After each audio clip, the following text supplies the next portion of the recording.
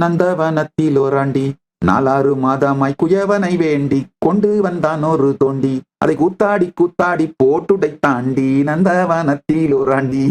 அது ஒரு அருமையான பாடல். 4 மாதம்னா 10 மாதம். குயவனை வேண்டினா உடலை செய்கின்ற பிரம்மனை வேண்டி கொண்டு வந்தான் ஒரு தோண்டி. அது இந்த உடம்பு தான் தோண்டி.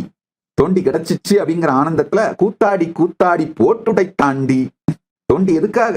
நந்தவனத்திலே எல்லா செடிகளுக்கும் கிணற்றில் இருந்து நீர் எடுத்து நீர் சொரிந்து செடிகளை வளர்த்து மலர்களை பறித்து பெருமானுக்கு அர்ப்பணித்து பரமபதம் அடைவதற்காக, பரம்பொருளை அடைவதற்காக, பரமசாயுஜ்யத்தை அடைவதற்காக, பரமானுபூதியை அடைவதற்காக தோண்டியை வாங்கி வந்து விட்டு, தோண்டி வாங்கி வந்த காரணத்தை மறந்து தோண்டி கிடைத்து விட்டதே என்கின்ற மிதப்பினாலே மகிழ்ச்சியினாலே கூத்தாடி கூத்தாடி கூத்தாடும் வேகத்தில் தோண்டியை போட்டுடை தாண்டி என்று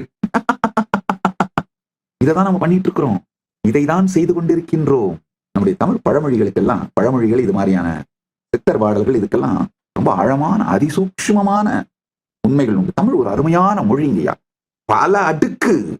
நாம என்ன ஃப்ரீக்வன்சியில இருக்கோமோ அந்த ஃப்ரீக்வன்சியிலேயே புரியும். ஒரே சொற்றொடர் நாம என்ன ஃப்ரீக்வன்சியில இருக்கோமோ அந்த ஃப்ரீக்வன்சிக்கு ஏத்த மாதிரி புரியும். அது மாதிரியான ஞான மொழிங்க. இருக்கும் இந்த இருப்பையெல்லாம் செய்து வைத்த எம்பெருமான் இறையனார் தந்த மொழி.